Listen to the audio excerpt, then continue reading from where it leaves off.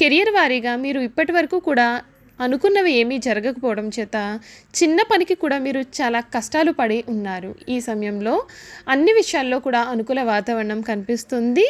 ప్రతి పనిలోనూ కూడా మీరు చాలా అడ్డంకులు అనుభవించినప్పటికీ కూడా ఈ సమయంలో మీకు అంతా మేలు జరుగుతుంది. ఉన్నతాధికారులతో మీకు చాలా ఈ సమయం అయితే బాగుంటుందనే చెప్పాలి. ఫలితంగా మీరు ఉద్యోగంలో మార్పు లేదా స్థానంలో మార్పు కూడా కలిగి ఉంటారు.